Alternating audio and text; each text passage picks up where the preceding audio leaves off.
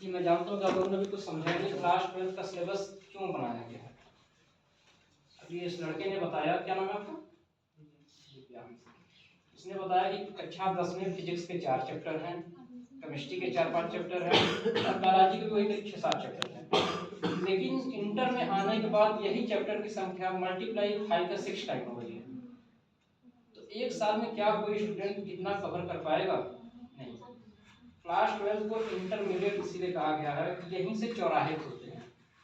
अगर इंटर में आप लोग अपना डिसीजन स्ट्रांग नहीं किए हो, आप उन चौराहों पे भटकने वाले हो, ये गारंटी है। ये मत सोचना कि हमारे टीचर बड़े अच्छे हैं, सफल हैं, सेम गलती पैटर्न पे हम लोग भी थे जो आप लोग किए हो, इसलिए हम लोग अभी तक यहीं हैं। क्योंकि हम लोगों ने भी इंटर तक ये था, पहले इंटर का एग्जाम दे लेते हैं फिर देखेंगे क्या करना है। अपडेटेड जनरेशन आ चुका है, आप लोग की पीढ़ी जो है जेन जेड वाली है। जेन जेड मतलब समझते हैं? जो सन 2000 के बाद पैदा हुए हैं वो जेन जेड जनरेशन में आते हैं। हम लोगों की पीढ़ियां मिलेनियम जनरेशन की हैं। जो आज अगर देखा जाए तो अगर जो है मानसिक डेवलपमेंट की बात करें मैच्योरिटी लेवल पे, तो मिलेनियम जनरेशन की मानसिकता जेंडर से ज़्यादा अच्छी है। लेकिन अगर अपडेटेड वर्जन देखा जाए तो जेंडर वाले बहुत आगे निकल चुके हैं। ठीक है, आप लोग देख रहे हैं बातें। लेकिन समस्या ये नहीं है, समस्या यहाँ पर ये आती है कि आप लोग मैच्योरिटी को किस हद तक देख रहे हो।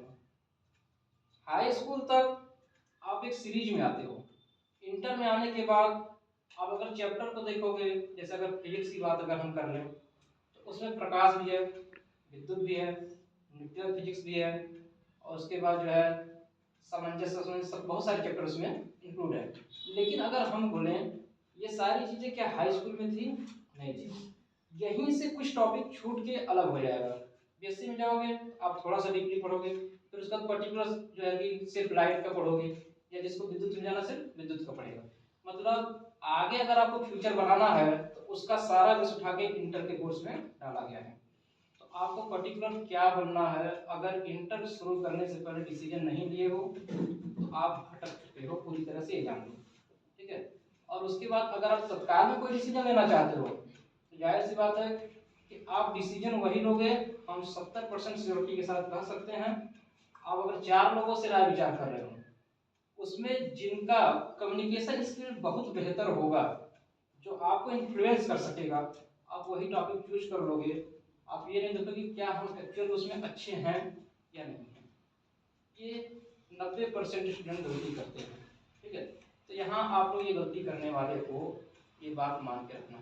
मैं अभी हाथ खड़ा कर दूँ तो इसमें से 50% बच्चे ये भी नहीं बता पाएंगे कि हमको एक्चुअल में करना क्या है, टारगेट ही डिसाइड नहीं है। तो 50% तो वैसे ही भटक चुके हैं। आपको लगता है कि हमारी जीवन शुरुआत हो रही, इंटर के बाद हम तो शुरू करेंगे, अपने करियर को फोकस करेंगे, लेकिन ये भ्रम है, इसमें से आप लोग भटक चुके हैं। आप लोग देखोगे कुछ बच्चे होते हैं जो शुरू से ही आगे निकलते चले जाते हैं। सीबीएसई बोर्ड के बच्चों को आप लोग देख के जो है कि खुद को इंस्पायर करते रहते हो, लेकिन उनका टारगेट क्लास 2 और 3 में ही जो है डिसाइड हो चुका है। उनको पता है हमको क्या करना है। यूपी बोर्ड में यही कमी है, उनका टारगेट जब कदम पे आता है तब वो डिसीजन लेना शुरू करते हैं, और यही सबसे बड़ी गलती है। यूपी बोर्ड आज भी यूपी बोर्ड ही रह गया है, सीबीएसई और एसएससी बोर्ड बहुत आगे निकल चुके हैं। अब रही बात लाइव क्लासेस, लाइव क्लासेस अच्छी हैं, मैं ये नहीं कहता हूँ कि वो गड़बड़ है। लाइव क्लासेस में क्या होता है कि जो टीचर हैं वो हाईली एजुकेटेड होते हैं और वो ऑफलाइन में ज़्यादा समय देना नहीं चाहते।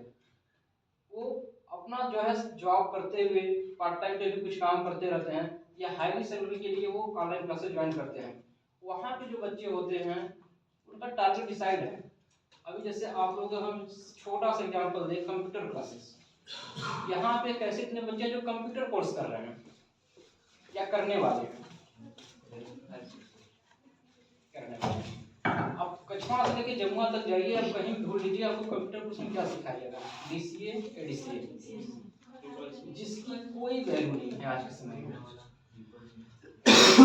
की कोई वैल्यू नहीं है। आप अगर गवर्नमेंट जाकर फॉर्म भी भरोगे तो आपको बस एक फॉर्म दिया जाएगा कि हाँ एडीसीए किए हो, चलो ठीक है। एडीसीए करके आप करोगे क्या? आप अपना फॉर्म भर सकते हो, मेल कर सकते हो, फोटोशॉप सीख सकते हो, इससे ज़्यादा कुछ नहीं है। लेकिन ये अपडेटेड जनरेशन इसका नहीं है, ये मिलेनियल जनरेशन की चीज़ें थी जो आज भी इस जनरेशन में पढ़ाई जा रही हैं छोटे शहरों में। आप यही सीबीएसई बोर्ड में चले जाइए, क्लास 2 और 3 के बच्चों को कोडिंग डिकोडिंग पढ़ाया जा रहा है, जो आपको पता नहीं नाम सुने हो। कोडिंग डिकोडिंग जानते हो? नहीं जानते हो। जितने भी सॉफ्टवेयर बन रहे हैं, जितने भी ऐप आ रहे हैं, ये सारी चीज़ें गेमिंग चीज़ें चल रही, ये सीबीएसई आईसीएसई बोर्ड में क्लास 3-4 से पढ़ाया जाने लगा है। और हम लोग क्या करते हैं, बीटेक में जाते हैं तो वहाँ पे कंप्यूटर साइंस जब लोगे आप लोग तो वहाँ पढ़ने को ये सब चीज़ें मिलेगा। लेकिन अब जो नया सिलेबस सीबीएसई बोर्ड का आया है, क्लास 2 और 3 से ये चीज़ें शुरू कर दी गई हैं। और ये जो डीसीए है इसकी कोई वैल्यू नहीं है, लेकिन यूपी बोर्ड के बच्चे आज भी इसमें उलझे हुए हैं क्योंकि इनको पता ही नहीं है। हमारा सिलेबस जिस हिसाब से नहीं बनाया गया कि हम सीबीएसई बोर्ड के टक्कर पे जा पाए, ठीक है। यहाँ पे पैटर्न आप लोगों का गड़बड़ है। दूसरी चीज़ें ये है कि आप लोग जो है कॉलेज ज्वाइन करने वाले हो, लेकिन क्या आप लोगों ने अपनी मानसिकता को देखा है? कॉलेज ज्वाइन करने के बाद जो प्रॉब्लम फेस करने पड़ेंगे, क्या आपने उसको देखा है? सिंपल सी बात है कि अगर अच्छे खासे रैंक नहीं आते हैं, अच्छे नंबर नहीं आते हैं, तो आपको नॉर्मल कॉलेज मिलेगा जैसे 100,000 में पढ़ रहा है, जिसमें क्लास करना न करना सब एक बराबर है। लेकिन अगर अच्छे कॉलेज में जाओगे तो क्या जरूरी है कि आपको सिर्फ यूपी बोर्ड के बच्चे मिलेंगे? वहाँ सीबीएसई बोर्ड के मिलेंगे या आईसीएसई बोर्ड के ज़्यादा मिलेंगे? तो क्या आप इस मानसिकता से उनको फाइट कर पाओगे? नहीं कर पाओगे। अगर यही मानसिकता रहेगी, आप उनको फाइट नहीं कर पाओगे, तो आप वहाँ डिप्रेशन में जाओगे। वहाँ अगर आप डिप्रेशन में गए, सिंपल सी बात है कि अगर आप अपने साथ बैठने वाले बेंच, एक ही बेंच पे बैठने वाले बच्चों के साथ अगर कम्पीट नहीं कर पा रहे तो आपके दोस्त यार भी नहीं बनेंगे। मतलब आप वहाँ नर्वस फील करोगे। कुछ बच्चे वहीं से कॉलेज ड्रॉप आउट हो जाते हैं, छोड़ के चले आएंगे। कॉलेज में रैंकिंग बहुत ज़्यादा चलती रहती है। तो अगर आप वहाँ खुले विचारधाराओं के नहीं हो, जैसे आप अगर देखोगे सीबीएसई बोर्ड के बच्चे, आईसीएसई बोर्ड के बच्चे की मानसिकता यूपी बोर्ड के बच्चों से काफ़ी हाईली होती है। अगर आप उनसे मैच नहीं करोगे तो आपको टॉर्चर करेंगे। अगर उनका एक भी कमेंट अगर आएगा और आप अगर जो है कि अंडर कॉन्फिडेंट है तो आपको बुरा लगेगा, फिर आप अटैकिंग मोड में आओगे। जब अटैकिंग मोड में आओगे तो जो है आपके साथ पढ़ने वाले सीनियर आपको टॉर्चर करना शुरू करेंगे, फिर आप वहाँ से डिप्रेशन में जाओगे, या तो कॉलेज छोड़ोगे या बस किसी तरह डिग्री मिल जाएगी, फिर आगे वही लाइफ में भटकोगे। तो सबसे बड़ी चीज़ है आप पहले अपनी मानसिकता को बदलो, ठीक है। खासकर तुम्हारे लिए हमारी मानसिकता मुझे अटैकिंग मोड की लगी, जो बाद में जाते जाते कॉम्प्रोमाइज स्पीच पे चली गई। आप उठे बड़े जोश के साथ, अटैकिंग मोड में जो भी था बोले सब कुछ ठीक, बाद में फिर उसको कवर अप करना शुरू किए। तो ये चीज़ें कॉलेज में नहीं चल पाएगी, आपको समस्या होगा है लगे। और बाकी कुछ बच्चे हैं जो बिल्कुल बोलना भी नहीं चाहते, समस्या उनके लिए भी है कि अगर आप कॉलेज में जाओगे तो वहाँ सबसे बड़ा चीज़ है कि सीनियर आपको टॉर्चर करना शुरू करेंगे। जब सीनियर टॉर्चर करना शुरू करेंगे तो आप अगर खुले प्रवृत्ति के नहीं हो तो आप वहाँ पे दब जाओगे। तो पहली चीज़ कि आप लोग 50% रास्ता यहीं खो चुके हो कि आप लोग अपना टारगेट डिसाइड किए ही नहीं हो। गलती से अगर गलत डायरेक्शन में गए तो आपका रिजल्ट सही नहीं आएगा, रिजल्ट सही नहीं आएगा तो भी आप वहाँ पे नर्वस होने वाले हैं। ये रही आपकी कॉलेज और सिलेबस की बातें। लेकिन हम चाहते हैं कि ये चीज़ें आपके टीचर अच्छे से कवर करते हैं। लाइफ साइंस क्या, आप इसको जानो। इंटर के बाद आपके जीवन में साइंस का क्या रोल होने वाला है, आप किन लोगों से मिलने वाले हो, लड़कों की विचारधारा और लड़कियों की विचारधारा में क्या अंतर होता है, पहले आप लोग इसको जानो। सबसे बड़ी चीज़, अगर आप पिछले 5 या 7 या 10 सालों से देखोगे तो लड़कियों के परसेंटेज लड़कों के कंपेयर में बहुत अच्छे आ रहे हैं। हर जगह लड़कियां आगे जा रही हैं। क्यों जा रही हैं? इसका रीजन एक्चुअल में लड़कियों को भी नहीं पता है कि हम क्यों आगे जा रहे हैं। लड़कों को तो वैसे भी नहीं पता कि हम पीछे क्यों जा रहे हैं। तो क्या कोई बता सकता है कि मेंटेलिटी में इतना डिफरेंस क्यों आया है लड़के और लड़कियों में? कोई भी एक बच्चा जो कुछ भी जानता थोड़ा एक्सप्लेन करके मुझे बता। विकास का तो सबको पता है काहे आ रहा है बढ़िया हम लोग का परसेंटेज। देखो, अगर तुम्हारी विचारधारा में ये है कि अच्छा खासा नकल हो गया, उनको सपोर्ट मिल गया, तो मैं इस पे बिल्कुल भी एग्री नहीं करता हूँ।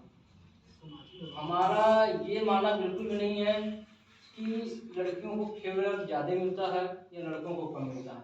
हमने बोला कि ये सिलेबस और जो है जानकारी किताबें जो है सर को छोड़ दीजिए, हम लाइफ साइंस की बात कर रहे हैं कि एक्चुअल में हम किस तरह सोचते हैं, लड़कियां किस तरह सोचती हैं, हम उस पर बात करने वाले हैं। तो क्या कोई है जो एक दो लाइन एक्सप्लेन करना चाहेगा?